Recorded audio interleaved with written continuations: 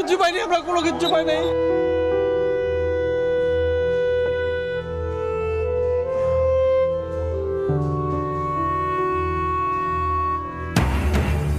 কাজে গিয়ে আর ফেরা হলো না। মিরপুরে কারখানা ও কেমিক্যাল গোডাউনে আগুনে নিহত বেড়ে 16।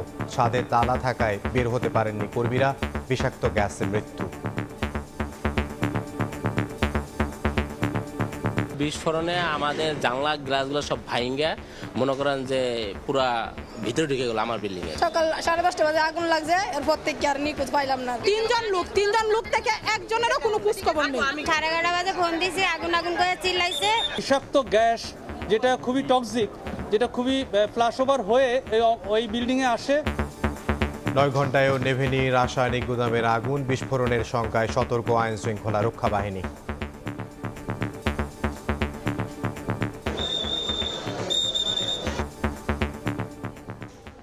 দেখছিলেন প্রধান শিরোনাম। রাতের সময় সঙ্গে আছে আমি ইমদাদুল হক। এবার অন্যান্য শীর্ষ সংবাদ। সদিচ্ছা থাকলে 21 দিনেই গণভোট সম্ভব। পিআর সহ 5 দাবি আদায়ের হুঁশিয়ারি জামায়াতের। রাজনৈতিক ভুল সিদ্ধান্তে যেন ফ্যাসিবাদ ফিরে না আসে, সতর্ক থাকার আহ্বান বিএনপির। শাপলাকে প্রতীক না বানাতে এখনো অনড় ইসি। বিকল্প প্রস্তাব না পেলে একাই সিদ্ধান্ত নেবে কমিশন। শাপলা নিয়ে নির্বাচন করবে এনসিপি, হুঁশিয়ারি সার্জিসের। দেশের অর্থনীতিকে ধ্বংস করে পালিয়েছে স্বৈরাচার সরকার। প্রবাসীদের রেমিটেন্সে ঘুরে দাঁড়াচ্ছে বাংলাদেশ। ইতালিতে মতবিনিময়ে প্রধান উপদেষ্টা। রাত পোহালেই চাকসু নির্বাচনের ভোট গ্রহণ। একদিনেই ফল দেয়ার ঘোষণা প্রশাসনের। রাকসুতে শেষ দিনের প্রচারে প্রার্থীদের ব্যস্ততা, উৎসবের আমেজ।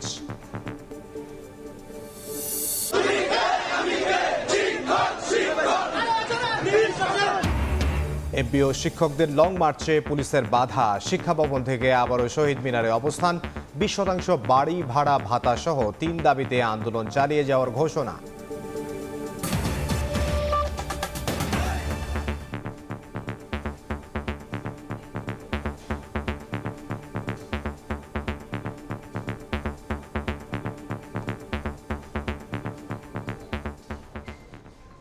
কাজে গিয়ে আর ফেরা হলো না বাড়ি। মিরপুরে পোশাকের প্রিন্টিং কারখানা ও কেমিক্যাল গোডাউনে আগুনে নিহতের সংখ্যা বেড়ে 16 জনে দাঁড়িয়েছে। দগ্ধ ও আহত হয়েছেন আরও বেশ কয়েকজন। এখনও পুরোপুরি নিয়ন্ত্রণে আনতে পারেনি আগুন, জানিয়েছে ফায়ার সার্ভিস।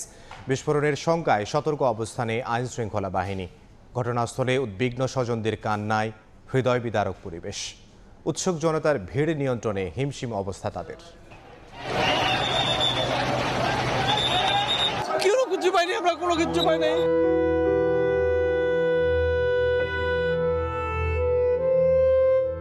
মিরপুরের আলম কেমিক্যাল গোডাউন এবং আশেপাশের পোশাক কারখানা কর্মীদের সন্ধানে স্বজনদের আর্তনাতে ভারী পরিবেশ।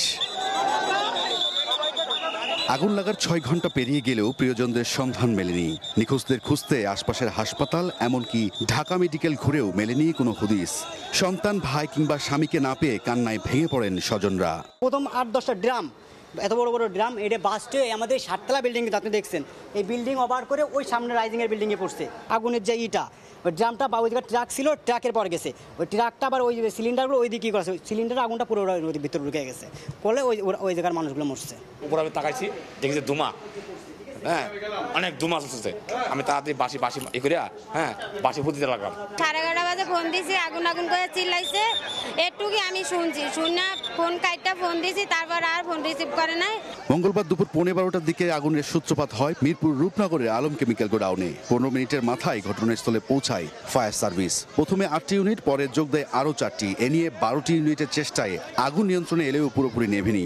ধোঁয়ায় এখনো আচ্ছন্ন ভবনটি। টিন শেড ছাদ, এই ছাদটা আবার বন্ধ ছিল, 2টা তালা মারা ছিল।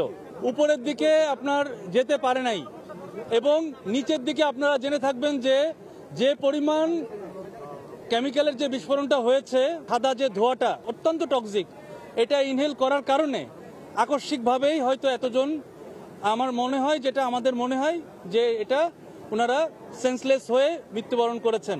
ফায়ার সার্ভিস জানায় গুদামে bleaching powder, plastic, hydrogen peroxide সহ 7 থেকে 8 ধরনের কেমিক্যাল ছিল।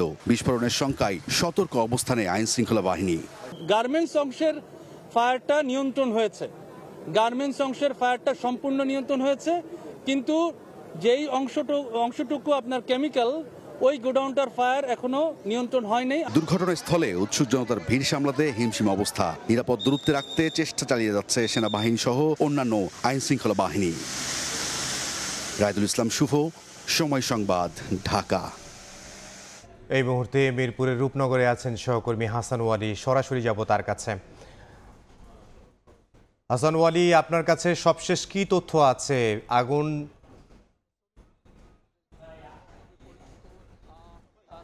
কিন্তু আসলে তারা কি অবস্থা সেটি জানতে এসেছেন। সব মিলিয়ে এই জায়গাটিতে যাতে করে কোনো ধরনের আইন শৃঙ্খলা রক্ষাকারী বাহিনী তৎপর রয়েছে, যাতে ফায়ার সার্ভিসের কর্মীরা যারা রয়েছেন তাদের কাজ করতে যাতে কোনো ধরনের অসুবিধা না হয়, বিঘ্নিত না হয়, সেটি নিশ্চিত করার জন্য কিন্তু আসলে তারা বলছেন।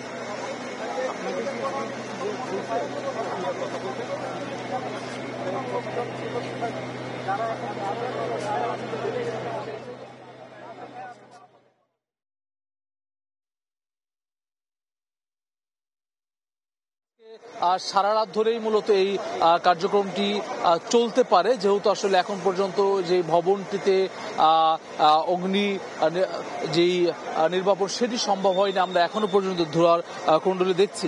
11:40 নাগাদে এই অগ্নিকাণ্ডের ঘটনাটি জানে ফায়ার সার্ভিসের কাছে তথ্য যায়। 11:56 নাগাদ তারা এখানে এসে পৌঁছেছে। প্রথমে 7টি ইউনিট, পরবর্তীতে 5টি ইউনিট মিলে কিন্তু আসলে তারা কাজ করছে। পুরো জায়গা জুড়ে কিন্তু আমরা দেখছি যে সেনাবাহিনীর সদস্যরা রয়েছেন, বিজিবি সদস্যরা রয়েছেন, র্যাবের সদস্যরা রয়েছেন, পুলিশ সদস্যরা রয়েছেন, যারা এই বাইরের যে পরিস্থিতি সেটি স্বাভাবিক রাখার জন্য কাজ করছেন। অনেক স্বজন যারা এসেছেন, যারা এই জায়গাটিতে তাদের স্বজনের সন্ধানে ছবি নিয়ে এসেছেন, যারা আসলে অনেকে ঢাকা মেডিকেলে গেছেন। আমরা যতটুকু জেনেছি 16 জনের মরদেহ ঢাকা মেডিকেলে নেওয়া হয়েছে। অনেকে অভিযোগ করছেন, বিশেষত যারা গার্মেন্টস কর্মীদের অধিকার নিয়ে কাজ করেন, তারা বলছেন যে এরকম গলি ঘুপচিতে যে রাসায়নিক কারখানা রয়েছে এটি এখন পর্যন্ত তারা কিভাবে চলছে সেটি নিয়ে প্রশ্ন তুলেছেন।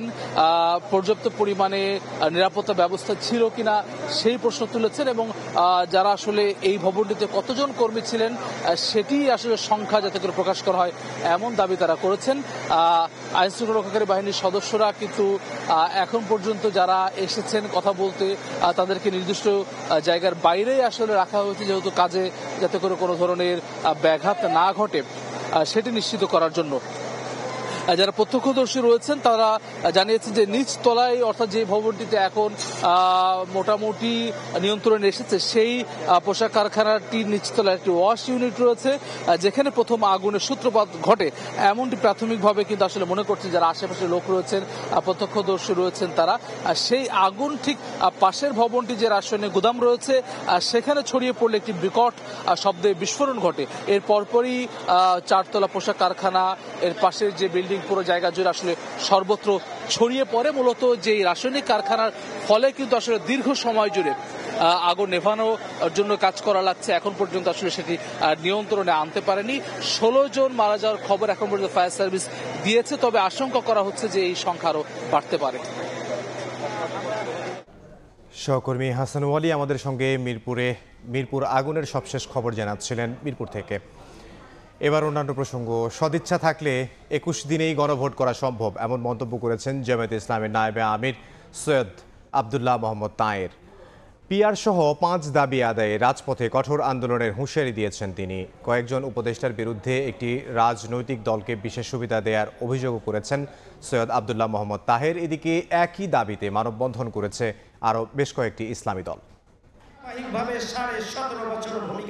পিআর পদ্ধতিতে নির্বাচন, জুলাই সনদ বাস্তবায়নে গণভোট সহ 5 দফা দাবিতে বেশ কিছুদিন ধরেই মাঠে জামায়াতে ইসলামী। আমাদের দাবি পরিষ্কার। মঙ্গলবার সকালে রাজধানীর মৎস্য ভবনের সামনে মানববন্ধন করে জামায়াতে ইসলামী ঢাকা মহানগর দক্ষিণ। কর্মসূচিতে জামায়াতের নায়েবে আমির সৈয়দ আব্দুল্লাহ মোহাম্মদ তাহের অভিযোগ করেন একটি গোষ্ঠী ক্ষমতায় না গিয়ে ক্ষমতা ব্যবহার শুরু করেছে। সরকারের পাশে থেকে যেসব উপদেষ্টা ষড়যন্ত্রে লিপ্ত তাদের অপসারণের দাবি জানান তিনি। আমরা তো তাওয়া গরম করতেছি, যে চুলাতে আগুন দিতেছি তো তাওয়া বসাইয়া, আজকের এটাতে কিছু গরম হতেছে না। এখন যে ষড়যন্ত্র চলছে, মাননীয় প্রধান উপদেষ্টা আপনি এটা ঠেকান, আপনি এখানে মনোযোগ দেন। আপনি যাদের উপর দায়িত্ব দেন তারা দায়িত্ব সঠিক পালন করছে না। মেজরিটি পিপল বাংলাদেশ পিআর চায়, তার বাস্তবায়নের পদ্ধতি নিয়ে আমাদের সাথে আলোচনা করার আহ্বান জানাচ্ছে। এদিকে জুলাই সনদের আইনি ভিত্তি, পিআর পদ্ধতি, জাতীয় নির্বাচনে লেভেল প্লেয়িং ফিল্ড সহ 14 দল ও জাতীয় পার্টির নিষিদ্ধের দাবিতে মতিঝিলের শাপলা চত্বরে মানববন্ধন করে ইসলামী আন্দোলন বাংলাদেশ। অন্তত নির্বাচনের আগে গণভোটের মাধ্যমে এই জুলাই সনদের আইনি ভিত্তি দিতে হবে। আমাদের দাবিগুলো সহজ কথায় যদি মেনে না নেন, এই সরকারও কিন্তু টিকতে পারবে না। পল্টন মোড়ে খেলাফত মজলিসের মানববন্ধনে দলটির মহাসচিব আহমেদ আব্দুল কাদের বলেন, নির্বাচন নিয়ে কোনো ষড়যন্ত্র করা হলে তা জনগণ মেনে নেবে না। আগামী 17 তারিখে আশা করা হচ্ছে সবাই সাইন করবে। সাইন করার দিন থেকে শুরু করে 1.5 মাসের মধ্যে বাস্তবায়নের ব্যবস্থা করতে হবে। গণভোটের মাধ্যমে জুলাই সনদ আইনি ভিত্তি দিয়ে নির্বাচনের উপযুক্ত পরিবেশ সৃষ্টি করার আহ্বান দলগুলোর। কামরুল হাসান, সময় সংবাদ, ঢাকা। এদিকে রাজনৈতিক ভুল সিদ্ধান্তে যেন ফ্যাসিবাদ ফিরে না আসে সে বিষয়ে সতর্ক থাকার আহ্বান জানিয়েছেন বিএনপি মহাসচিব মির্জা ফখরুল ইসলাম আলমগীর। তিনি বলেন, ঐকমত্য কমিশনে যেসব বিষয়ে দলগুলো একমত হয়েছে সেগুলো নিয়ে গণভোট হতে পারে আগামী ফেব্রুয়ারির জাতীয় নির্বাচনের দিনই। তিনি আরও বলেন, ত্রয়োদশ সংসদে ভোটে নির্ধারিত হবে দেশের রাজনৈতিক ও অর্থনৈতিক ভবিষ্যৎ। মিজানুর রহমানের ক্যামেরায় ঠাকুরগাঁও থেকে বিস্তারিত জানাচ্ছেন আহমেদ সালেহীন। আগামী জাতীয় সংসদ নির্বাচন সামনে রেখে নিজ জেলা ও নির্বাচনী আসন ঠাকুরগাঁও 1-এ সাংগঠনিক কার্যক্রম শুরু করেছেন বিএনপি মহাসচিব মির্জা ফখরুল ইসলাম আলমগীর। 3 দিনব্যাপী এই কার্যক্রমের প্রথম দিন জেলা শিল্পকলা একাডেমি মিলনায়তনে সদর ও রুহিয়া থানা বিএনপির নির্বাহী কমিটির সদস্যদের সঙ্গে বর্ধিত সভায় অংশ নেন তিনি। এ সময় মির্জা ফখরুল বলেন, গণতন্ত্র ফিরে পাওয়ার নতুন সুযোগ তৈরি হয়েছে। সে সুযোগ হারালে ফ্যাসিস্ট ফিরে আসার শঙ্কা সৃষ্টি হবে। বলেন, রাজনৈতিক ও অর্থনৈতিক ভবিষ্যৎ নির্ধারিত হবে আগামী ফেব্রুয়ারির নির্বাচনে। এই যে একটা উত্তরণের সুযোগ আমরা পেয়েছি, এই সময়টা আমাদেরকে অত্যন্ত সাবধানে সতর্কতার সঙ্গে পা ফেলতে হবে। রাজনৈতিক কোনো ভুল পদক্ষেপের কারণে আমরা যেন আবার সেই ফ্যাসিস্টদের নির্যাতনের কবলে না পড়ি। মির্জা ফখরুল আরও বলেন, যেসব বিষয়ে মতানৈক্য আছে আগামী নির্বাচনের মাধ্যমে সেসব বিষয়ে জনগণের কাছে ম্যান্ডেট নিয়ে যেতে হবে রাজনীতিবিদদের। গণভোট নিয়েও দলের অবস্থান জানান বিএনপি মহাসচিব। যেগুলোতে আমরা একমত হতে পেরেছি সেইগুলোকে নিয়ে একটা সনদ প্রকাশিত হবে এবং সেই সনদে আমরা সমস্ত রাজনৈতিক দল স্বাক্ষর করব। আর যেগুলোতে আমরা একমত হতে পারিনি তা নির্বাচনের পরে পার্লামেন্টে জনগণের মতামতের ভিত্তিতেই সেই বিষয়গুলো নিষ্পত্তি হবে। এদিকে রাতে জেলা বিএনপির কার্যালয়ে পৌর বিএনপির নেতাকর্মীদের সাথে মতবিনিময় সভায় মির্জা ফখরুল বলেন, জুলাই সনদের স্বাক্ষরের মধ্য দিয়ে নতুন দৃষ্টান্ত স্থাপন হবে। 17 তারিখে যে ইস্যুগুলোতে সমস্ত রাজনৈতিক দলগুলো একমত হয়েছে সেই ইস্যুগুলোকে কেন্দ্র করে একটি সনদ তৈরি করা হয়েছে। সেই সনদে স্বাক্ষর করবে সব রাজনৈতিক দল এবং এই সনদে স্বাক্ষর করার মধ্য দিয়ে যে সংস্কারগুলো করা হয়েছে ইতিমধ্যে সেই সংস্কারগুলোকে একটা আইনি একটা ভিত্তি দেওয়া হবে। সেটাই হবে এই সনদে স্বাক্ষরের, যেটাকে বলা যায় একটা নতুন দৃষ্টান্ত। নিজেদের দলের পক্ষে ভোট টানতে জনগণের কাছে যেতে নেতাকর্মীদের নির্দেশ দেন বিএনপি মহাসচিব। নির্বাচন করতে পারেননি। আহমেদ সালেহীন, সময় সংবাদ, ঠাকুরগাঁও। এ নিয়ে আলোচনার জন্য স্টুডিওতে আছেন সহকর্মী আতাউর কাউসার। কাউসার, আপনাকে স্বাগত জানাচ্ছি। ধন্যবাদ। শুরুতেই আপনার কাছে যেটি জানতে চাইবো যে জামায়াতে ইসলামের নায়েবে আমির সৈয়দ আব্দুল্লাহ মোহাম্মদ তাহের তিনি পিআর সহ 5 দাবিতে আন্দোলনের হুঁশিয়ারি দিয়েছেন এবং বেশ কয়েকটি ইসলামী দল এ বিষয়ে মানববন্ধনও করেছে এই দাবি আদায়ের জন্য। এবং অন্যদিকে বিএনপি মহাসচিব মির্জা ফখরুল ইসলাম আলমগীর তিনি ঠাকুরগাঁওয়ে যে বলেছেন যে এই যে নির্বাচন নিয়ে টালবাহানা, পিআর নিয়ে দাবি আদায় করা এবং পিআর পদ্ধতিতে নির্বাচন করা, এমন করে যদি আন্দোলন চলতে থাকে তাহলে যাতে আবার ফ্যাসিবাদ ফিরে না আসে। জি, ধন্যবাদ আপনাকে। যেই বিষয়গুলো নিয়ে আন্দোলন চলছে এর মধ্যে একটি অন্যতম গুরুত্বপূর্ণ বিষয় হচ্ছে জুলাই সনদ। সেই জুলাই সনদের সম্প্রতি একদম কিছু সময় আগে একটি আপডেট আছে, সেটি আগে আপনাকে জানাতে চাই যে জুলাই সনদের একটি অনুলিপি ঐকমত্য কমিশনের পক্ষ থেকে রাজনৈতিক দলগুলোর কাছে পাঠানো হয়েছে কিছু সময় আগে, এবং আগামী 17 তারিখ কিন্তু এই জুলাই সনদে সকল রাজনৈতিক দল স্বাক্ষর করবে জাতীয় সংসদ ভবনের দক্ষিণ প্লাজায়। এ ধরনের একটি দিন ঠিক হয়ে আছে। অর্থাৎ জুলাই সনদে কোন কোন রাজনৈতিক দলগুলো কি কি সিদ্ধান্তে একমত হয়েছেন, কোন কোন ব্যাপারে দ্বিমত আছে, সেই বিষয়গুলো যাচাই করার জন্যই মূলত রাজনৈতিক দলগুলোর কাছে এই অনুলিপিটা পাঠানো হয়েছে। এবার জানাতে চাই যে জুলাই সনদ সহ আরও যে কয়েকটি বিষয় রয়েছে, পিআর আছে, গণভোট আছে, এ ধরনের বিষয় নিয়ে বেশ কয়েকটি ইসলামী দল এবং জামায়াতে ইসলামী বাংলাদেশ তারা কিন্তু বেশ কদিন ধরেই বা বলা যায় যে আজকের কর্মসূচিটি তাদের তৃতীয় দফার কর্মসূচি। এর আগে 2 দফা তারা কর্মসূচি দিয়েছিল এবং তারা এই বিষয়ে জনসংযোগ করেছিল। সব মিলিয়ে তাদের যে দাবিগুলো সেগুলো তারা তুলে ধরার চেষ্টা করেছিলেন। তো তারা যেটি বেশ কয়েকটি বিষয় নিয়ে আসলে আমি একটু ব্যাখ্যা করতে চাই যে যেই থামটি দেখতে পাচ্ছেন ভবিষ্যৎ নিয়ে বর্তমানের রাজনীতি, যেই বিষয়টা নিয়ে আলোচনা হচ্ছে বর্তমানে খুবই রাজনৈতিক মাঠে খুব বেশি আলোচ্য, সেই প্রত্যেকটি বিষয় কিন্তু ভবিষ্যতের সাথে সম্পর্কিত। অর্থাৎ গণভোটের যে বিষয়টি নিয়ে বর্তমানে আলোচনা হচ্ছে সেটি একটি ভবিষ্যতের সাথে সম্পর্কিত বিষয়, এবং গণভোটের সাথে যে বিষয়টি জড়িত সেটি হচ্ছে এই যে ঐকমত্য কমিশনের যে জুলাই সনদ, সেই জুলাই সনদটি আসলে কিভাবে বাস্তবায়িত হবে, জুলাই সনদটি বাস্তবায়িত হতে হলে জনগণের কি ধরনের ম্যান্ডেট নিয়ে আসতে হবে, সে ধরনের বিষয়গুলো নিয়ে একটি গণভোটের কথা বলা হচ্ছে। তো সেই গণভোট নিয়ে একটি ভিন্ন মত রয়েছে বাংলাদেশের অন্যতম রাজনৈতিক দলগুলোর মধ্যে। আমি যদি মোটা দাগে বলতে চাই, জামায়াতে ইসলামী বাংলাদেশ এবং বাংলাদেশ জাতীয়তাবাদী দল তাদের মধ্যে গণভোট নিয়ে একটি প্রচণ্ড রকমের দ্বিমত রয়েছে। বাংলাদেশ জাতীয়তাবাদী দল বিএনপি তারা চান যে যেদিন জাতীয় নির্বাচন অনুষ্ঠিত হবে সে দিনটিতেই যেন গণভোট অনুষ্ঠিত হয়, এবং এই দাবির ভিন্নমত পোষণ করছে বাংলাদেশ জামায়াতে ইসলামী। তারা বলছে যে নভেম্বরেই আসলে গণভোট আয়োজন সম্ভব, এবং যেটি আপনিও এবং সৈয়দ আব্দুল্লাহ মোহাম্মদ তাহের তিনি বলছিলেন যে 21 দিনে এই গণভোট করা সম্ভব। জি জি, যেমন আপনি সঠিক কথাই বলেছেন। তো এই যে একটি ভিন্ন মত, কারণ এক্ষেত্রে যদি জামাতের যেই যুক্তি তারা একটি যুক্তি দিচ্ছেন, তারা বলছেন যে যদি জুলাই সনদ এই যে জুলাই সনদ নিয়ে যে গণভোট সেটি যদি নির্বাচনের দিন অনুষ্ঠিত হয় তাহলে জুলাই সনদের বিষয়টি অনেকটি গৌণ হয়ে যাবে। তারা জুলাই সনদ ছাড়া দুটোই যেতে পারে। আরেকটি রাজনৈতিক দল এনসিপি তারা প্রতীক নেয়ার ব্যাপারে নির্বাচন কমিশনের সঙ্গে বৈঠক করছেন এবং তারা অনড় অবস্থানে যে তাদের শাপলা প্রতীকই লাগবে। তো যেই বিষয়টি বলছিলাম যে আসলে ভবিষ্যতের বিষয় নিয়ে বেশ কিছু রাজনৈতিক দলগুলোর মধ্যে বেশ কিছু গুরুত্বপূর্ণ বিষয় বর্তমানে আলোচিত রয়েছে। এর মধ্যে অন্যতম একটি বিষয় হচ্ছে শাপলা প্রতীক নিয়ে এনসিপির চাওয়া এবং ইসির অনড় অবস্থানে থাকা যে শাপলা প্রতীক আসলে এই মুহূর্তে কোনো রাজনৈতিক দলকেই দেওয়া যাবে না। এই নিয়ে একটি প্রতিবেদন আমাদের সময় টিভিতে আজ প্রচারিত হচ্ছে, চলুন আগে সেটি একটু দেখে আসি। শাপলা প্রতীক নিয়ে নির্বাচন কমিশন আর নতুন দল হিসেবে নিবন্ধন পেতে যাওয়া এনসিপির বিপরীতমুখী বক্তব্য পাওয়া যাচ্ছে বেশ কিছুদিন ধরেই।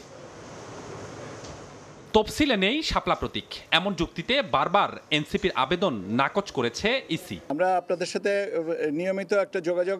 এর মধ্যে মঙ্গলবার নির্বাচন কমিশনে সমসাময়িক বিষয়ে সংবাদ সম্মেলন করেন ইসি সচিব আক্তার আহমেদ। বলেন, রাজনৈতিক দলের নিবন্ধন মাঠ পর্যায়ে তথ্য নেওয়া হচ্ছে, আগামী সপ্তাহে এর সমাধান করা যাবে। কমিশন ও মাঠ দুই পর্যায়ে তথ্য নেওয়া হচ্ছে। সচিবালয় এবং মাঠ পর্যায়ে দুটা মিলিয়ে এই তথ্য অনুসন্ধান করা হচ্ছে এবং আমরা আশা করছি আগামী সপ্তাহে এটার একটা সমাধানে আসতে পারবো। শাপলার বিষয়ে ইসি আগের সিদ্ধান্তে অনড়। 19 তারিখের মধ্যে এনসিপিকে বিকল্প প্রতীক জানাতে হবে, নয়তো ইসি নিজস্ব বিবেচনায় সিদ্ধান্ত নেবে। কমিশন মনে করে শাপলা প্রতীক হিসেবে অন্তর্ভুক্ত করার দরকার নেই। আমরা একটা চিঠি দিয়েছি ওনাদেরকে যে আগামী 19 তারিখের ভিতরে ওনারা বিকল্প ওনাদের চাহিত প্রতীক জানাবেন। যদি এটা 19 তারিখের ভিতরে না জানান তাহলে স্বীয় বিবেচনায় নির্বাচন কমিশন এ বিষয়ে প্রতীক সিদ্ধান্ত নেবে।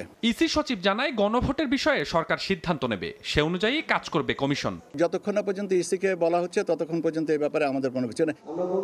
এদিকে এনসিপির উত্তরাঞ্চলের মুখ্য সংগঠক সার্জিস আলম বলেন, শাপলা প্রতীক নিয়েই নির্বাচনে যাবে এনসিপি। তাদের মন চাইলো দিব না, এই আচরণ আমরা কোনোভাবে এনসিপির পক্ষ থেকে মেনে নিব না। যেহেতু আইনগত কোনো বাধা নেই, নির্বাচন কমিশন অবশ্যই এনসিপিকে শাপলা প্রতীক দিবে এবং সেই শাপলা নিয়ে এনসিপি আগামী নির্বাচনে অংশগ্রহণ করবে। এর আগেও শাপলা প্রতীক নিয়ে নির্বাচনে যাওয়ার ব্যাপারে নিজেদের সিদ্ধান্তে অটল থাকার ইঙ্গিত দেন এনসিপি নেতারা। তারা কি জনগণের মুখাপেক্ষী? স্বপন আহমেদ, সময় সংবাদ। তো যেমনটি দেখছিলেন যে প্রতিবেদনটি শাপলা প্রতীক নিয়ে যে অনড় অবস্থানের কথা বলছিলাম ইসি এবং এনসিপির মধ্যে, সেই বিষয়ে আসলে সেখানে আসলে সার্জিস তিনিও বলছেন এবং হাসনাত আব্দুল্লাহ তিনিও ফেসবুক স্ট্যাটাসে বলেছে যে এনসিপি শাপলাই পাবে। আর ইসির পক্ষ থেকে যেটি বলা হয়েছে যে নিবন্ধিত যে প্রতীকগুলো রয়েছে এই প্রতীকগুলোর মধ্যে শাপলা নেই, নতুন করে তারা এটা করতে চাচ্ছে না। এর আগেও অন্য রাজনৈতিক দল যারা আছে তারাও শাপলা প্রতীক চেয়েছিল, এখন কি হতে পারে আসলে? তো এখন মূল বিষয়টি হচ্ছে এটি আসলে চূড়ান্তভাবে সিদ্ধান্ত দেওয়ার ক্ষমতা একমাত্র ইসিরই রয়েছে। অন্য রাজনৈতিক দলগুলো প্রতীক চাইতে পারেন, কিন্তু সেটিকে আসলে সেই প্রতীকটি দিবে কি দিবে না সেই বিষয়ে সিদ্ধান্ত নেওয়ার একচ্ছত্র ক্ষমতা কিন্তু শুধুমাত্র ইসির রয়েছে। এবং যে কারণে ইসি এত বোল্ডভাবেই তারা বলছেন যে 19 তারিখের মধ্যে যদি এই প্রতীকের বিষয়টি নিশ্চিত না করে এনসিপি, তাহলে ইসি নিজ থেকে একটি প্রতীক নির্ধারণ করে দিবে। এবং সেক্ষেত্রে কিন্তু এই বিষয়টির সমাধান হলেও, অর্থাৎ এই যে একটি বিতর্ক চলছে শাপলা প্রতীক নিয়ে, সেই বিষয়টি সমাধান হবে, কিন্তু আসলে কারা সন্তুষ্ট হবে বা কারা অসন্তুষ্ট হবে সেটি সময়ই বলে দিবে। এবং এই শাপলা প্রতীক নিয়ে বর্তমানে যে একটি চাওয়া না চাওয়ার বা একটি অনড় অবস্থান চলছে, এটি কিন্তু এটা এবারেই প্রথম নয়। এর আগেও বাংলাদেশ কংগ্রেস নামে একটি দল তারা শাপলা প্রতীক চেয়েছিল এবং সেটি তারা উল্লেখ করেছে যে 2017 সালে তারা চেয়েছিলেন, পরবর্তীতে তারা প্রত্যাখ্যাত হয়েছিলেন, শাপলা প্রতীক তাদেরকে দেওয়া হয়নি। এবং এখন যখন এনসিপি আবারও শাপলা প্রতীক চাচ্ছেন, তখন বাংলাদেশ কংগ্রেস নতুন করে আবারও তাদের সেই দাবির কথা তুলে বলেছেন যে যেহেতু তারা 2017 সালে চেয়ে পাননি, কাজে এখন যদি শাপলা প্রতীকটি বরাদ্দ দেওয়া হয় তাহলে সেটির দাবিদার তারাই, যেহেতু তারা আগে চেয়েছেন। তো কাজেই আসলে 19 তারিখের পরেই আসলে এই বিষয়টি একেবারেই পরিষ্কার হবে যে শাপলা প্রতীক ইসি দিচ্ছে কিনা বা দিলেও কারা পাচ্ছে। জি, আতাউল কাউসার, আপনাকে অসংখ্য ধন্যবাদ আমাদের সঙ্গে যোগ দেওয়ার জন্য। ধন্যবাদ। আমাদের সহকর্মী আতাউল কাউসার যোগ দিয়েছিলেন স্টুডিওতে।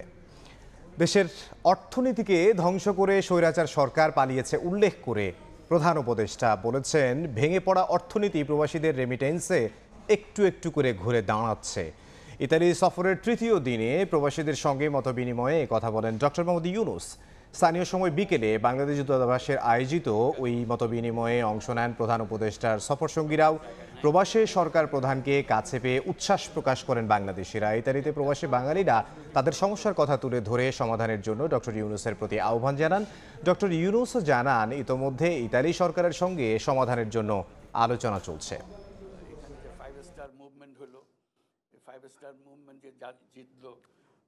তাদের প্রধান প্ল্যাটফর্মের মধ্যে একটা অংশ ছিল যে আপনাদের কাছে আমরা খুবই কৃতজ্ঞ, বাংলাদেশ এজ এ হোল সবাই, বাংলাদেশের সবাই কৃতজ্ঞ। এই অভ্যুত্থানের যে সময় আমরা যে সরকার পেলাম, যে অবস্থা পেলাম, এটা লন্ডভন্ড অবস্থা, টাকা পয়সা সব খালি, চলাফেরার কোনো বেতন দেওয়ার উপায় নেই, মানুষের টাকা পরিশোধ করার উপায় নেই, আন্তর্জাতিক পরিশোধ করার উপায় নেই, একদম তলানিতে আমরা। তো বুঝতে পারছিলাম না যে কোথার থেকে আমরা রওনা হবো, কোথার থেকে আমরা কাজ করব। তো তখন আমাদের একটা আস্থা আসলো যে আপনাদের রেমিটেন্স, এই রেমিটেন্স না হলে এই সরকার টিকে থাকা বড় মুশকিল হতো।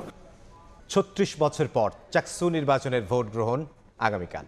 সব প্রস্তুতি সম্পূর্ণ করেছে চট্টগ্রাম বিশ্ববিদ্যালয় প্রশাসন। একই দিনে ফল দেওয়ার ঘোষণা নির্বাচন কমিশনের। এদিকে রাজশাহী বিশ্ববিদ্যালয়ে রাকসু নির্বাচনের শেষ দিনের প্রচারণায় ব্যস্ত সময় পার করেন প্রার্থীরা। ভোট উৎসবের অপেক্ষায় চট্টগ্রাম ও রাজশাহী বিশ্ববিদ্যালয়, ক্যাম্পাসে ক্যাম্পাসে উৎসবের আমেজ। দীর্ঘ 3 যুগ পর অনুষ্ঠিত হতে যাচ্ছে চট্টগ্রাম বিশ্ববিদ্যালয় কেন্দ্রীয় ছাত্র সংসদ ও হল সংসদ নির্বাচন। ভোট কেন্দ্রে নেওয়া হয় নির্বাচনী সরঞ্জাম, জোরদার করা হয়েছে ক্যাম্পাসের নিরাপত্তা ব্যবস্থা। বহিরাগতদের প্রবেশ বন্ধে নেওয়া হয়েছে কঠোর পদক্ষেপ। প্রতিটি ভবনে একজন নির্বাহী ম্যাজিস্ট্রেটের পাশাপাশি পুরো ক্যাম্পাসে মোতায়েন থাকবে পুলিশ, সেনাবাহিনী ও বিজিবি সদস্য। দ্রুত ফল ঘোষণার জন্য ভোট গণনা হবে 2 লেয়ারে। ভোটের দিনই ফল প্রকাশের আশা বিশ্ববিদ্যালয় প্রশাসনের। আমাদের পর্যাপ্ত পরিমাণ টেকনিক্যাল পারসন আছে, পর্যাপ্ত পরিমাণ যে মেশিন রিড করবে সে মেশিন আছে। প্রত্যেকটি ভবনের জন্য একজন একজন ম্যাজিস্ট্রেট নিয়োগ করেছি, নিয়োগ করার জন্য সুপারিশ করেছি। এদিকে রাকসুতে শেষ মুহূর্তের প্রচারণা চালান প্রার্থীরা। নিচে গিয়ে ভিন্নধর্মী প্রচারণায় আকৃষ্ট করেন ভোটারদের। ছাত্রদল সমর্থিত ঐক্যবদ্ধ নতুন প্রজন্ম ও ছাত্র শিবির সমর্থিত সম্মিলিত শিক্ষার্থী জোট প্যানেল লিফলেট ও হ্যান্ডবিল বিতরণ করে। নির্বাচনী ইশতেহারগুলো ভোটারদের জানিয়ে ভোট প্রার্থনা করা হয়। স্বতন্ত্র ভিপি, জিএস সহ অন্যান্য পদের প্রার্থীরাও গণসংযোগ করে। মঙ্গলবার রাত 12টায় শেষ হচ্ছে রাকসুর প্রচারণার সময়সীমা। Vote 16 October. কেন্দ্রীয় সংসদে 247 জন ও হল সংসদে 597 জন প্রার্থী প্রতিদ্বন্দ্বিতা করছেন। খাদিজা স্বপ্না, সময় সংবাদ। পুলিশের বাধায় সচিবালয় অভিমুখে লং মার্চ করতে পারেননি এমপিওভুক্ত শিক্ষকরা। শিক্ষা ভবনের সামনে কয়েক ঘন্টা অবস্থানের পর আবারও কেন্দ্রীয় শহীদ মিনারে গিয়ে অবস্থান নিয়েছেন তারা। 20% বাড়ি ভাড়া ভাতা সহ 3 দাবিতে আন্দোলন চালিয়ে যাওয়ার ঘোষণা দিয়েছেন তারা। দাবি আদায় না হলে আরও কঠোর কর্মসূচির হুঁশিয়ারি দিয়েছেন শিক্ষকরা।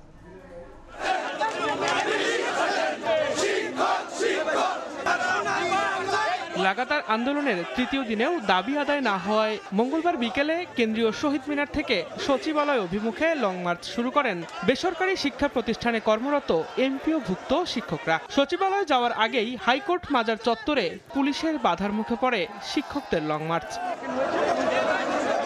পরে সড়কে বসেই আন্দোলন চালিয়ে যান তারা। স্লোগানে তাদের দাবি দাওয়া তুলে ধরেন শিক্ষকরা। ন্যূনতম বাড়ি ভাড়া 20% এবং 1500 টাকা বাড়ি ভাড়া দিতেই হবে, না দেওয়া পর্যন্ত শিক্ষকরা কিনতে ফিরবে না। সংশ্লিষ্ট সকলকে বলতে চাচ্ছি, আমাদের যৌক্তিক দাবি, আমাদের ন্যায্য দাবি অনতিবিলম্বে মেনে নেওয়া হোক। রাতেও অনড় অবস্থানে আন্দোলনরত শিক্ষকরা। শিক্ষা ভবনের সামনে থেকে তারা অবস্থান নেন কেন্দ্রীয় শহীদ মিনারে। সংশ্লিষ্ট দাবির পরিপ্রেক্ষিতে প্রজ্ঞাপন জারি না হলে বিরতিহীন আন্দোলন চালিয়ে যাওয়ার হুঁশিয়ারি দেন তারা। এইরকম তালবাহানা আমরা শুনবো না। আমাদের ভাইদের রক্ত ঝরেছে, আমরা এই রক্ত রঞ্জিত প্রজ্ঞাপন ছাড়া এই রাত্রি থেকে এখান থেকে উঠবো না। অনতিবিলম্বে শিক্ষা উপদেষ্টার পদত্যাগ চাই, এমনকি অর্থ উপদেষ্টারও আমরা পদত্যাগ চাই। শিক্ষকদের সাথে এরকম তামাশা আমরা কোনোভাবেই মেনে নিতে পারছি না। এটা জাতির জন্য এবং এটা কলঙ্কজনক অধ্যায় হয়ে থাকবে। এদিন দুপুরে শিক্ষকদের সঙ্গে শহীদ মিনারে আলোচনা করে প্রশাসন। এ সময় তাদের আইন শৃঙ্খলার অবনতি না করে কর্মসূচি পালনের অনুরোধ জানায় পুলিশ। কর্মসূচি যেটা আছে এটা শান্তিপূর্ণভাবে ওনারা পালন করবেন এবং আমরা কোনো কিছু হলে পরস্পর কথা বলে পরস্পর সহযোগিতা নিয়ে আমরা কাজ করব। মূল বেতনের 20% বাড়ি ভাড়া, 1500 টাকা চিকিৎসা ভাতা এবং 75% উৎসব ভাতার দাবিতে রোববার থেকে দাবি নিয়ে রাজপথে নামেন শিক্ষকরা। শুরুতে প্রেস ক্লাবের সামনে অবস্থান করলেও পরে পুলিশি বাধায় সেদিন থেকেই কেন্দ্রীয় শহীদ মিনারে অবস্থান নেন তারা। দিন মোহাম্মদ সাব্বির, সময় সংবাদ, ঢাকা। এই মুহূর্তে কেন্দ্রীয় শহীদ মিনারে আছেন সহকর্মী তাসনিয়া নিশাত মিম। সরাসরি যাব তার কাছে। মিম, সারা দেশে বেসরকারি প্রতিষ্ঠানে কর্মরত এমপিওভুক্ত শিক্ষকরা এই মুহূর্তে কিন্তু শহীদ মিনারের সামনে অবস্থান করছেন। আমরা যেমনটি জানি যে 3 দফা দাবিতে তারা কিন্তু গত রোববার থেকে তাদের এই আন্দোলনটি অব্যাহত রেখেছেন এবং আমরা যেমনটি জানি যে আজ বিকেল 4টার পর থেকে তারা কিন্তু লং মার্চ টু সচিবালয় কর্মসূচিটি পালন করেন এবং সেখানে গিয়ে কিন্তু তারা পুলিশি বাধার সম্মুখীন হন এবং পুলিশি বাধার সম্মুখীন হয়ে তারা কিন্তু শিশু একাডেমি থেকে হাইকোর্টের মাঝের যে রাস্তাটি, সেই রাস্তাটিতে কিন্তু তারা তাদের অবস্থানটি চালিয়ে যান এবং তাদের দাবির যে 3 দফা দাবির যে বিষয়টি, সেই 3 দফা দাবি হচ্ছে 20% বাড়ি ভাড়া, 1500 টাকা চিকিৎসা ভাতা এবং 75% উৎসব ভাতা। এই 3 দফা দাবিতে কিন্তু তারা গত রোববার থেকে তাদের এই আন্দোলনটি চালিয়ে যাচ্ছেন এবং সর্বশেষ যে এখানের পরিস্থিতি তারা যেটি জানিয়েছেন তাদের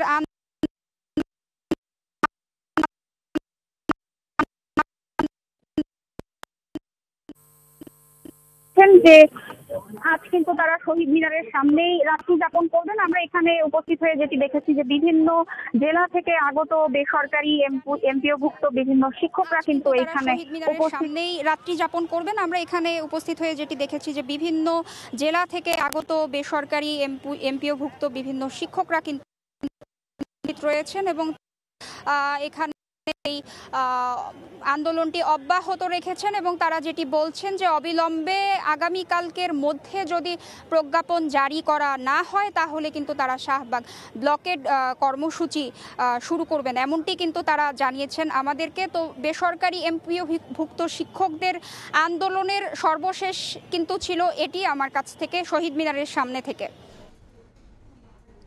কেন্দ্রীয় শহীদ মিনার থেকে সহকর্মী তাসনিয়া নিশাত মিম। ভোজ্য তেলের দাম বাড়ানো নিয়ে মুখোমুখি সরকার ও ব্যবসায়ীরা।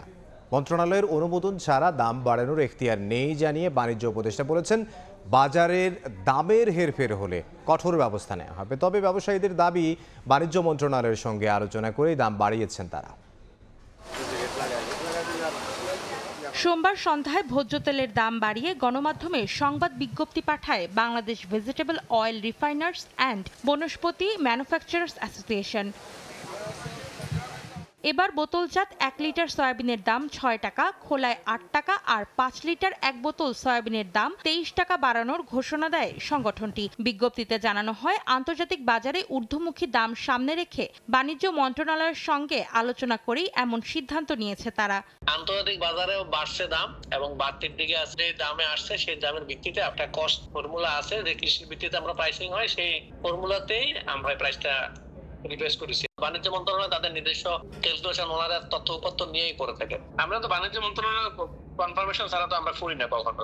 তবে পরদিন মঙ্গলবার দুপুরে সাংবাদিকদের প্রশ্নের জবাবে বাণিজ্য উপদেষ্টা জানান, মন্ত্রণালয়ের অনুমতি ছাড়াই দাম বাড়িয়ে দিয়েছেন ব্যবসায়ীরা। বাণিজ্য মন্ত্রণালয় থেকে তেলের দাম বাড়ানো হয়নি। তেলের দাম বৃদ্ধি হবে কি হবে না, এটার পুরো বিশ্লেষণ বাণিজ্য মন্ত্রণালয় করে বাস্তবমুখী সিদ্ধান্ত। বাজারে ভোজ্য তেলের দামের হেরফের হলে কঠোর ব্যবস্থা নেওয়ার হুঁশিয়ারিও দেন বাণিজ্য উপদেষ্টা। যে টেমপ্লেটটার বিনিময়ে নির্ধারিত হয় যে মূল্য কিভাবে স্থির হবে, যদি কোনো মূল্যে তারতম্য ঘটে, সরকার সেটা তার প্রয়োজনীয় সক্ষমতা ব্যবহার করবে। সরকার ব্যবসায়ীর মুখোমুখি অবস্থানে যেন নিত্যপণ্যের বাজারে দৈনন্দিন ব্যয় না বাড়ে সেই নিশ্চয়তা চান ভোক্তারা। বিশ্ববাজারে বাড়ছে, এটা বাড়াইতে হবে, সবগুলা কি বিশ্ববাজারে কমলে কি কমায়? তখন বলে যে পরিবহন খরচ, অন্যান্য খরচ বেড়ে যাচ্ছে, সেই জন্য কমানো হচ্ছে না। আমরা মধ্যবিত্ত মানুষ, আমাদের অনেক কষ্ট হয়। এদিকে সরকারের সঙ্গে আলোচনা না করে যদি দাম বাড়ানো হয় তবে তা সরাসরি আইনের লঙ্ঘন বলে মন্তব্য করেছেন ক্যাব। অন্তরা সেন, সময় সংবাদ, ঢাকা। চট্টগ্রামে একটি ফ্ল্যাট থেকে ডলার, ইউরো, দিরহাম সহ 5টি দেশের জাল নোট জব্দ করেছে র্যাব, যার আনুমানিক বাজার মূল্য 20 কোটি টাকা। এ ঘটনায় একজনকে আটক করা হয়েছে। তবে আটক ব্যক্তির দাবি, শুটিংয়ের প্রপস হিসেবে ব্যবহারের জন্য বানানো হয়েছে এসব নোট। বিস্তারিত পার্থ প্রতিম বিশ্বাসের রিপোর্টে।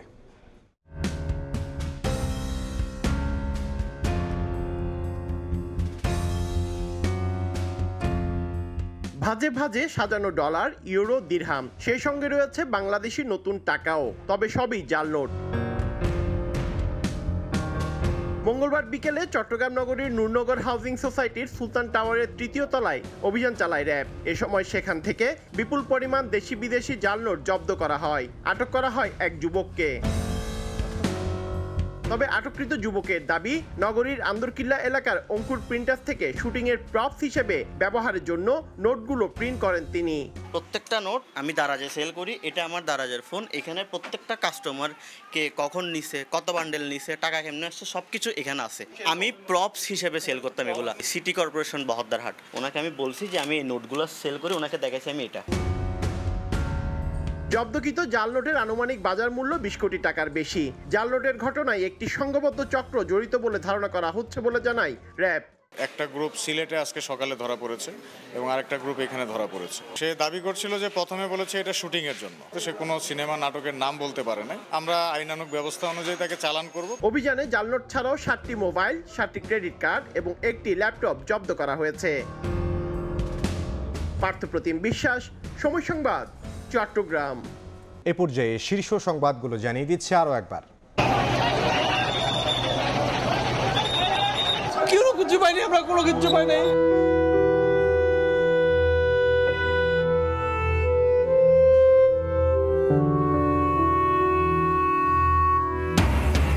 কাজে গিয়ে আর ফেরা হলো না। মিরপুরে কারখানা ও কেমিক্যাল গোডাউনে আগুনে নিহত বেড়ে 16, ছাদে তালা থাকায় বের হতে পারেননি কর্মীরা, বিষাক্ত গ্যাসে মৃত্যু।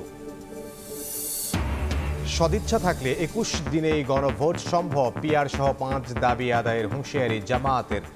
রাজনৈতিক ভুল সিদ্ধান্তে যেন ফ্যাসিবাদ ফিরে না আসে, সতর্ক থাকার আহ্বান বিএনপির। এবং শাপলাকে প্রতীক না বানাতে এখনো অনড় ইসি, বিকল্প প্রস্তাব না পেলে একাই সিদ্ধান্ত নেবে কমিশন। শাপলা নিয়ে নির্বাচন করবে এনসিপি, হুঁশিয়ারি সার্জিসের।